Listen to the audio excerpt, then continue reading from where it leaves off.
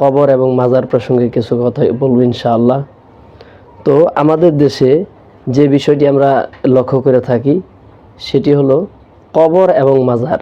যদি কোনো সাধারণ মানুষ মারা যায় সেটিকে বলা হয় কবর, এবং যদি কোনো নেককার, ন্যায়পরায়ণ এবং ইবাদতগুজার কোনো বান্দা মারা যায় তখন আমরা সেটিকে মাজার হিসাবে চিহ্নিত করে থাকি।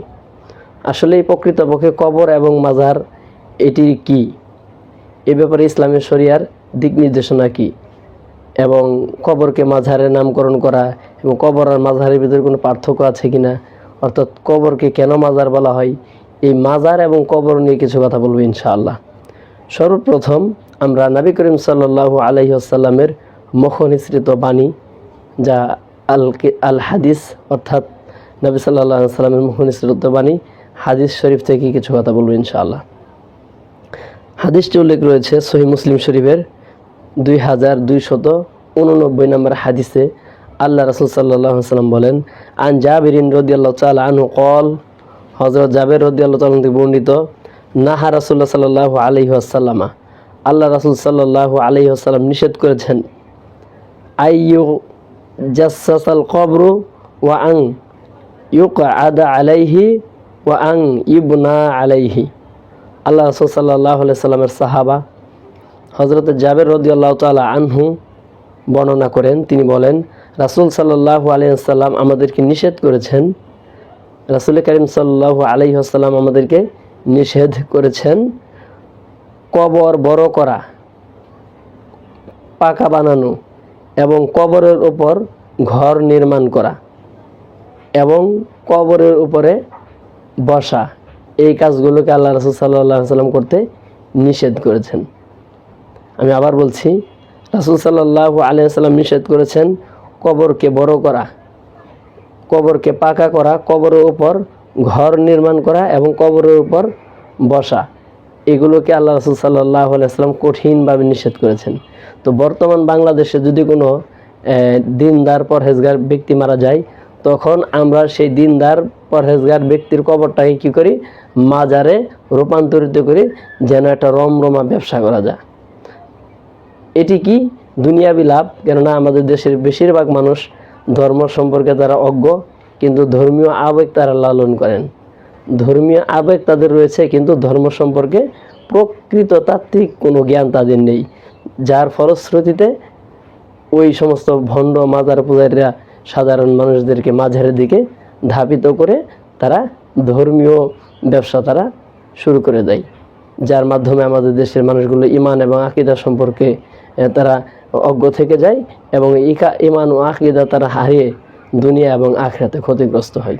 তো প্রিয় দর্শক, এই কবর এবং মাজার সম্পর্কে আল্লাহ রাসূল সাল্লাল্লাহু আলাইহি ওয়াসাল্লামের আরও কিছু বাণী রয়েছে, যেমন সহিহ মুসলিম শরীফের 2287 নং হাদিস, মুসাদরাক আল হাকেম এই কিতাবের 1366 নম্বর হাদিস। এই দুটি হাদিস গ্রন্থে উক্ত হাদিসটি বর্ণিত হয়েছে। আল্লাহ রাসূল সাল্লাল্লাহু আলাইহি ওয়াসাল্লামের সাহাবা হযরত আবুল হাইয়াজ আল আসাদি রহমতুল্লাহি আলাইহি হতে বর্ণিত, তিনি বলেন, আলা আবআসুকা আলা মা ইয়াবআসানি আলাইহি সাল্লাল্লাহু আলাইহি ওয়াসাল্লাম, তিনি বলেন, আলী রাদিয়াল্লাহু তাআলা আনহু আমাকে বলেছেন, আমি কি তোমাদেরকে ওই কাজের জন্য প্রেরণ করব না, আমি কি তোমাকে ওই কাজের জন্য প্রেরণ করব না যেই কাজের জন্য রাসূলুল্লাহ সাল্লাল্লাহু আলাইহি ওয়াসাল্লাম আমাকে প্রেরণ করেছেন। কি কাজে রাসূল সাল্লাল্লাহু আলাইহি ওয়াসাল্লাম তার সাহাবী হযরত আলী রাদিয়াল্লাহু আনহুকে কি কাজ করতে প্রেরণ করেছেন সেটি হাদিসের দ্বিতীয় অংশে উল্লেখ করা হয়েছে। যেমন আল্লাহ রাসূল সাল্লাল্লাহু আলাইহি ওয়াসাল্লাম বলছেন, আন তাদআ তিমসালান ইল্লা তামাস্তাহু ওয়ালা কবরান মুশরিফান ইল্লা সাওয়াইতাহু।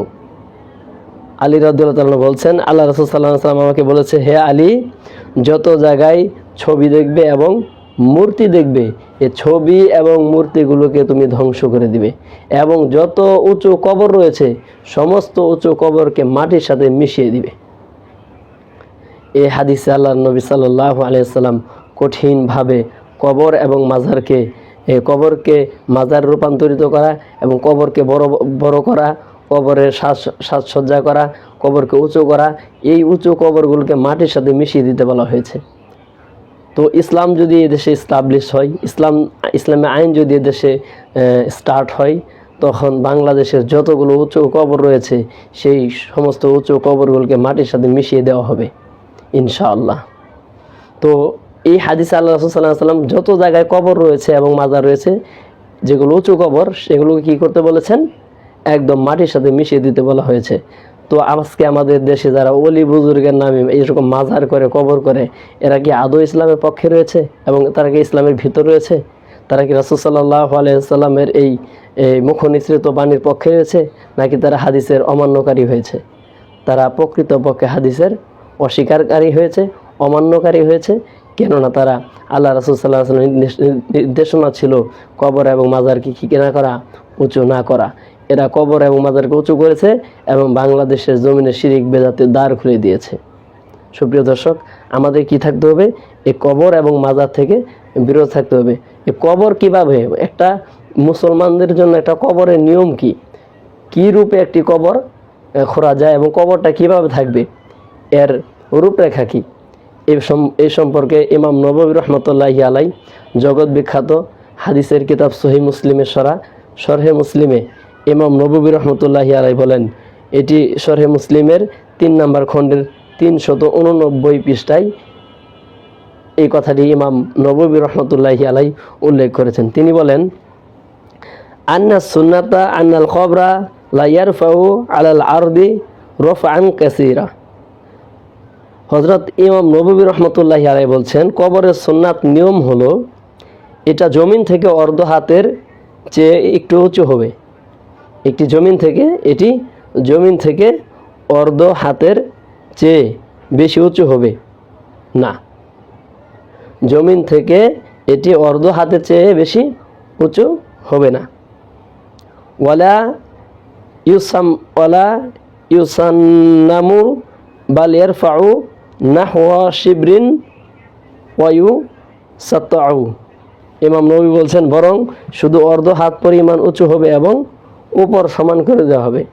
শুধুমাত্র জমিন থেকে অর্ধ হাত উঁচু থাকবে, বাকিগুলো কি থাকবে? সমান থাকবে। এটি কি একটি কবরের রূপরেখা, কবরটা এমন হবে। আমি আবার বলছি, কবরের সুন্নাত নিয়ম হলো এটা জমিন থেকে অর্ধ হাতের চেয়ে বেশি উঁচু হবে না এবং শুধুমাত্র অর্ধ হাত পরিমাণ উঁচু হবে এবং এর উপর সমান হবে। কবরের উপর কি করা যাবে না?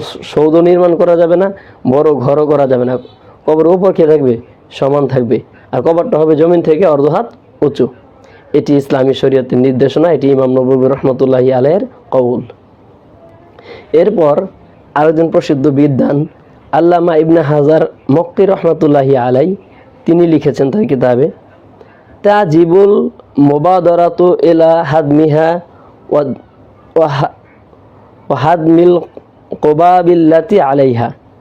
ইবনে হাজার মক্কি রহমতুল্লাহ আলাই বলেন যে তাজিবুল মুবাদারাতু ইলা হাদমিহা ওয়া হাদমিল কুবাবিল্লাতি আলাইহা।